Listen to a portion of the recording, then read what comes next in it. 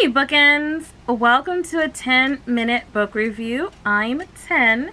Today's book review is going to be on Upside Down. This Poison Heart by Kalynn Bayron. So we like to start off every book review with a star point, as in out of 10 stars, how many stars to this particular book garner, and a rating, as in if this was a movie or a TV show, what would it be rated? Star point, out of 10 stars, this book garnered 6. It was good. It kind of teetered towards the end, but it was still good. And as a rating, we'd probably say this would be a TV 17 if that exists, only because of the language. There is some violence in the book, but it's not explicit, so there's nothing I think that would scandalize a child in the way of violence. But there is language used throughout, so probably like a TV 17. If it was in the movie theaters, it would probably be a PG-13, even though I probably wouldn't bring a 13-year-old to see this. Maybe an older teenager, like 16. But yes. Jumping right on in. Sorry if I look shiny. I tried recording this before with the fan on because it's hot. But, you know, the buzz made for a bad video review. So jumping right on in, the book stars Briseis. Briseis is a young girl. Well, she's a teenager. She's like 15, 16.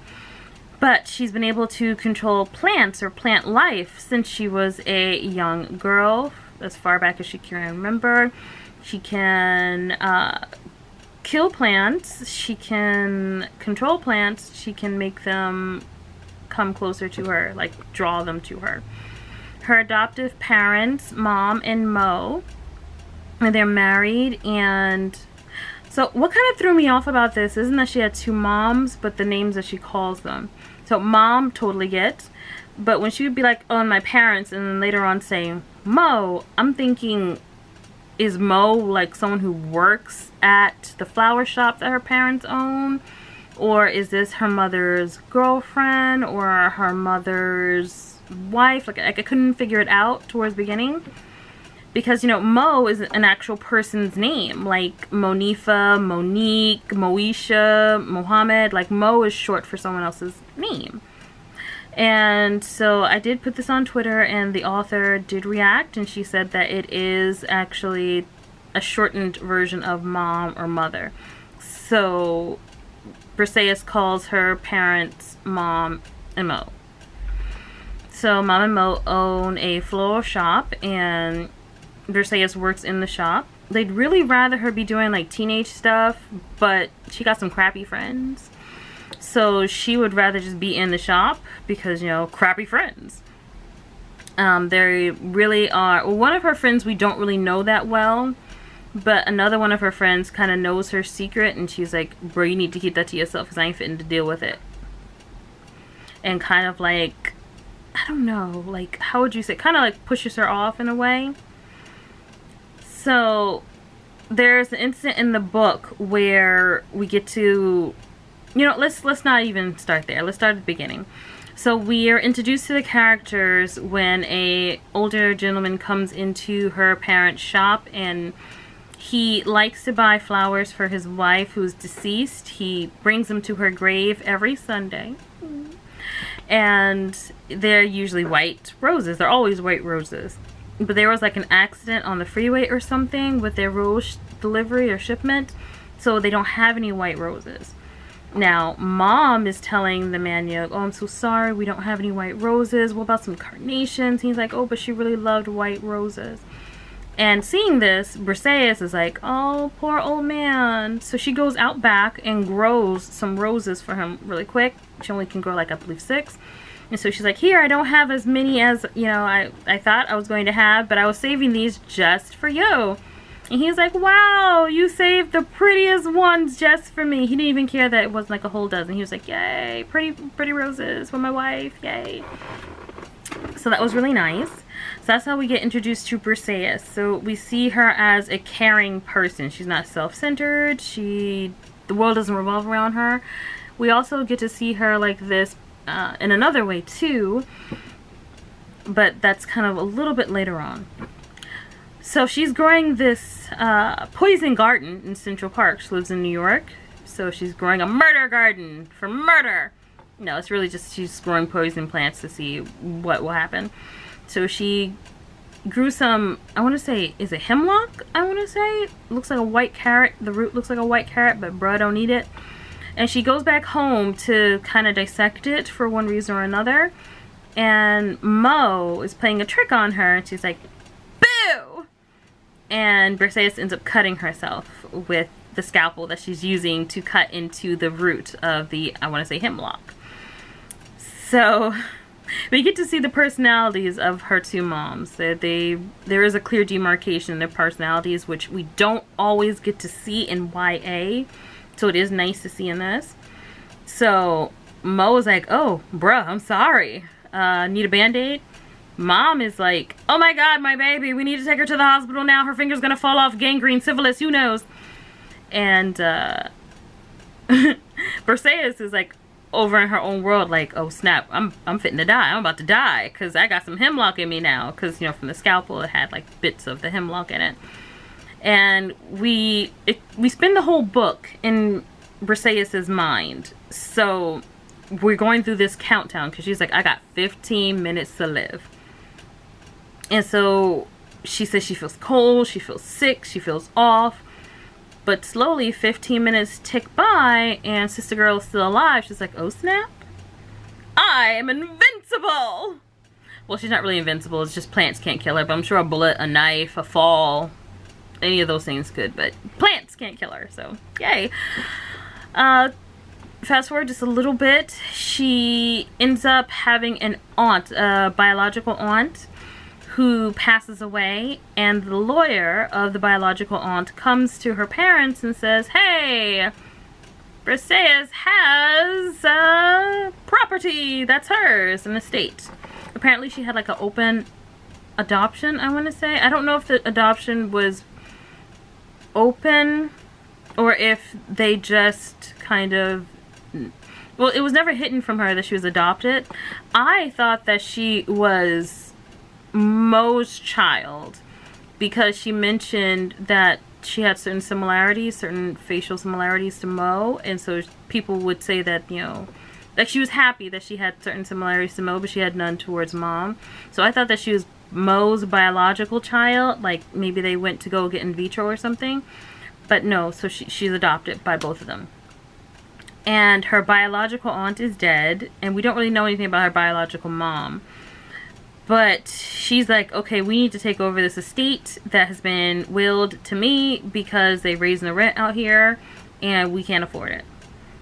She heard like her parents talking about like they're raising the rent for them to like, I think from 13 to 14, something like that, 1300 to 1400. And if you live in New York or New Jersey, you know, you could be living in a one-room shed and they'll be like 1500 every first. Next year it'll be 1800. We do that. Yeah, so it's expensive living in these two states. So they end up going out to the estate and they're like, oh cool, some like huge mansion that looks like it's haunted. It's not haunted, but it's just, it, you know, it gives you that feel like an old Victorian type mansion, which is kind of weird for like, if it's one person who was living there, why would they need a whole Victorian type mansion? But apparently all of Briseis's biological family lived there at one point. You know, it doesn't really, the book doesn't really say, but it is a family home. So in one way or another, it's connected to her family. Her aunt leaves a bunch of different like clues around, like letters, like find this, find that, go here, go there, you know, kind of a thing. And Briseis spends her time doing that. They go into town and it's kind of Hallmark-esque. And they meet people who, I don't want to say ultimately are part of their downfall, but kind of. But yes, it's a Hallmark-esque town, and one of the people that she meets is a boy named Carter. He is around her age. They become fast friends. He works in a bookstore, so those are the best kind of friends to have because discounts, and she gets free books, so best kind of friends to have. Yes. But he thinks that she's pretty. Like, he gets a little bit starstruck when he sees her. Like, oh, you're so pretty. You're so pretty. But he doesn't say it out loud. You can just, from his actions, you can tell that he thinks she's cute. But they don't garner a romantic, or I should say they don't create a romantic relationship right off the bat. They have a friendship. And that starts to garner. So the two of them start to go places, see things like that. He takes her around. He helps her with her quest to find the things that her aunt has told her about through letters.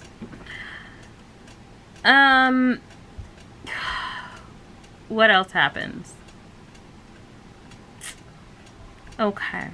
So there's like some crazy, like creepy things start happening. Like, so there's this one time her, like, okay, Briseis sees someone out in their backyard, like a gray hair crazy girl, around her age, but like gray hair. And she like crazy creepy. She like smiling at her like, heh. And she's like, bro, what is? So she calls downstairs like, Mom, Mo, there's somebody in our backyard or front yard or something like that. Mo is like, okay, what do we do now? Mom is like, I got my taser, because if we gonna fight, we gonna fight. Like, Mom was ready. She's like, I'm from New York. If I gotta throw down, I'm throwing down. So the person kind of like disappears. They don't like disappear like into the thin air, but they just go away. So the parents, I think Mo sees a little bit of them, but Mom doesn't see any of them. So they call the police or whatever, what have you. And then later on, Briseis is like walking through her property, her brand new property, and there's like an old dude with a machete. Yes. So, and he tries, I don't really think he's trying to kill her, but, you know, the plants are like, not today. And they kind of drag him away, and Briseis is like, oh, cool. Not only do plants listen to me, but they protect me. That is awesome. So, let's get into why this book is a 6 and not a 7, 8, 9, or 10. We did enjoy it to a degree. Let's start with the things that we liked and then move to the things that we didn't like. One of the things that we like that this author does well is character development. She created a character, Kalynn created a character in Briseis that was not only likable but followable. Like, if you know me, if you've been watching this channel for a while, you know that I am more character driven when it comes to books. And my sister and friend, too, is more plot driven when it comes to books. So in my personal opinion, if I don't care about the character, if you don't make me care about the character in one way, shape, or form, I do not care what happens to them. The whole world could be lit on fire and I'd be like, oh, wow, okay, not my problem. But with this, we're made to care about Briseis, which is wonderful, because, and we're not made to care because, oh, poor Briseis is adopted. No, she loves her adopted parents. Her adopted parents are good to her. Her moms love her and treat her well. So it's not a matter of feeling sorry for her. We get to know her as a person, and so we like her. We also get to know some peripheral characters as well, and even some just within a few pages. So the old man that I was talking about towards the beginning, you feel for him, like when you're reading about him, like you feel for this old man who loved his wife for decades and she passed, and now he tries to be close to her by bringing flowers to her every Sunday. You know, like, she creates someone that you care about. It wasn't just a random customer like, oh no, I don't have flowers, okay, bye. Like, you actually cared about the customer. And with Mom and Mo, when it comes to a lot of YA books, parents are generally someone that you find in the peripheral. Like, you just need to have them there because the book is about kids, so in general you have to mention the parents in some way and then the adventure continues. But with Mom and Mo, we see a clear demarcation, not only between the characters and the plot, like marking them away from the plot. They're not for the purpose of driving the plot. But we also see a clear demarcation between these two characters. So also sometimes what we see in YA is we see one character like is a mom or a dad, and the dad will be like, or the mom, let's say it like this, the mom will be like, no, you can't go out tonight. And the dad will be like, listen to your mother. so there's no demarcation in the thought process between either of these parents. But with Mom and Mo, we do see a clear demarcation between these two characters. So they're not a parental monolith. They are two individuals that happen to love Briseis, because they're her parents, and who also seem to have a personality of their own. Carter. I feel like Carter got done wrong in the story, but we do get to definitively find out who he is. He is clumsy, he is shy, he is kind of sweet, he is compliant, he is friendly. So we do get to meet Carter fully, and so we get to know him. What else? Character development, world building. That's another thing that we enjoyed. So the book starts off in a real place. I believe it's Brooklyn, New York. And then we end up traveling to some place that isn't real, which is supposed to be reminiscent of upstate New York. And it takes about 2 or 3 hours to drive out there. If you are on the East Coast and you do live in New York or have been to New York, when I say New York, I mean like the 5 boroughs. Or if you're from New Jersey, and by New Jersey, I mean like the Big 6, or let's just say the Big 3, Irvington, East Orange, Newark. If you're from the Big 3, or even if you're from like Bayonne or Jersey City, you know that driving out to upstate New York is about a 2 to 3 hour drive. Like if you're going to Elmira or Patterson, New York, not Patterson, New Jersey, or Monroe. If you're going like anywhere out there, it's like 2-3 hours to get out there. So I enjoyed how the author took some place that really does exist and connected it to some place that does not exist, and did so seamlessly, so that if you weren't from the Tri-State area, you wouldn't know that the place that she moved to did not exist, because they used Brooklyn as a starting point, and you know that it does. Let's just see, character development, world building. Yeah, those are the 2 things that I really liked about this book. Let's get to the things that were not so pleasing. So, on the line of character development, I do not feel as though what happened with Carter made sense.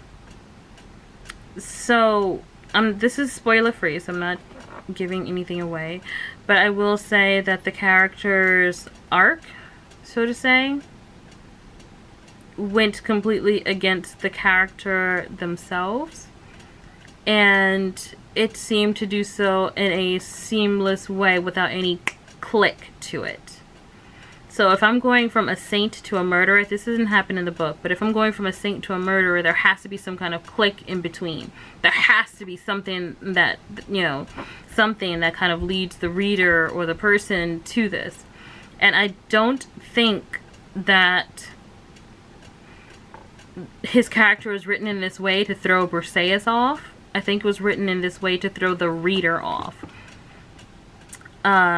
Which I didn't enjoy. I did not enjoy. It wasn't like putting a tidy bow on a messy story, because the story itself wasn't messy. It was actually going in a very clear way. It was actually moving in a very clear way. But I think his arc was done this way for 2 reasons. 1, to throw the reader off. It's like, oh no, he's this way. And then 2, to kind of give another character a way in, even though the character really didn't need a way in. So yeah, I did not like Carter's character arc. It just, I would have been okay with him being what he ended up being if there had been some indication that he was going to be that way. But for it to just be this seamless, I'm black and I'm blue kind of a thing, it doesn't make any sense. Like, there's shades in between black and blue. How did you get from black to blue that quick? Like, it just didn't make any sense. Something else that I didn't particularly care for was the insta-love. As your resident ace booktuber, I don't care about sex. Really don't. And that's why I kind of gravitate towards YA books, because they generally don't have a great deal of sex or sexual activity in them. However, I am a lover of romance. So, her getting to know Carter was good for me, because you find these two characters and they're getting to know each other and they're actually kind of building something towards a relationship. It didn't even have to be a romantic relationship, just a friendship, but a deep friendship, a relationship. Briseis sees crazy gray hair girl come into her house like, hi, I'm here to get some stuff for my grandpa. Remember? The crazy grandpa with the machete? Yeah, that's my grandpa, and I'm coming to get some stuff for him. And immediately, Briseis is like, this is what I want in my life. I want crazy gray hair girl stalker, and I want her crazy grandpa with a machete. This is the things, these are the things I want in my life. I need these kind of troubles. And as the reader, it's like, the author spent so much time creating these interwoven relationships between Mo and Mom, Mom and Briseis, Briseis and Carter. You know, the author spent so much time developing these relationships, and so to have a character that just comes in and there's insta-love, it goes against the grain of the rest of the book. Like, no one else is having an instant friendship or an instant romantic encounter, or none of it's instant. And yet with this character, who is legit like bat crazy, is somehow the love interest of Briseis. And I'm not so much, what bothers me the most about it was there was no lead in to it.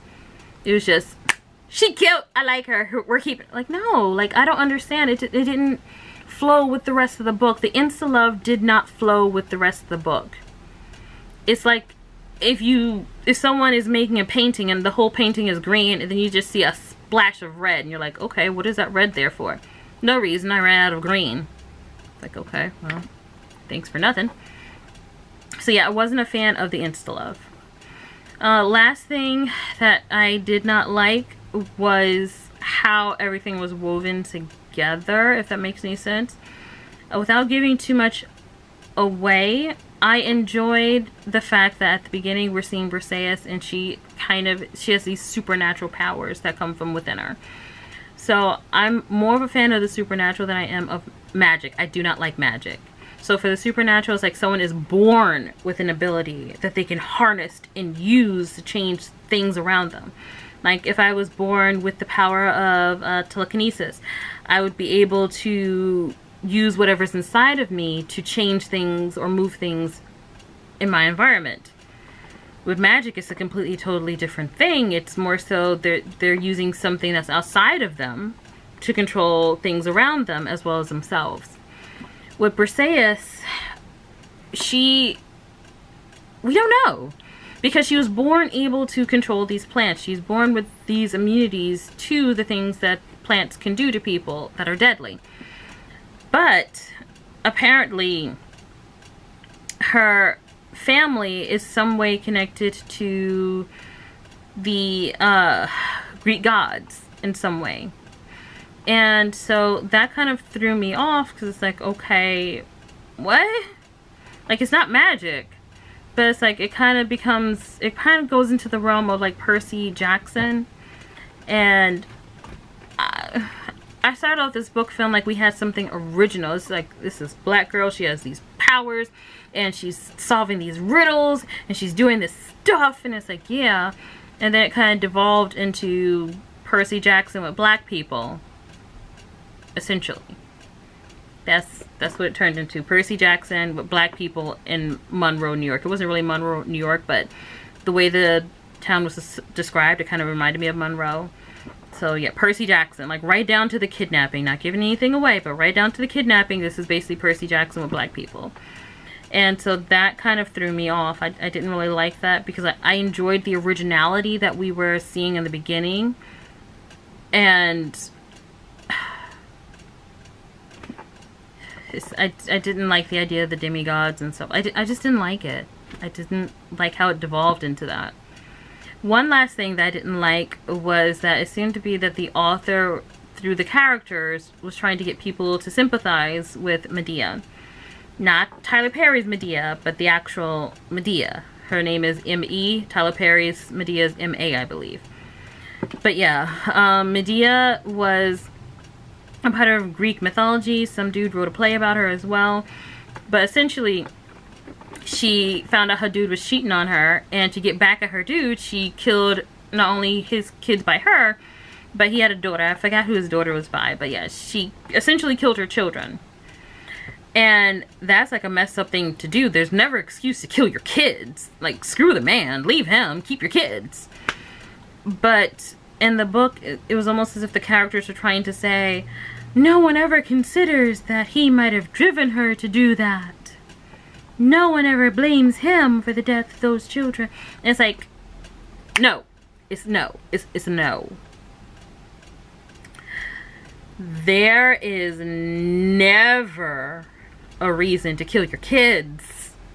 No one can drive you to kill your kids. That is a vehicle that you have to gas up on your own. Open the door, put the keys in ignition, and drive it to wherever it is you're going. That is a vehicle you have to do on your own. No one can drive someone to kill their kids.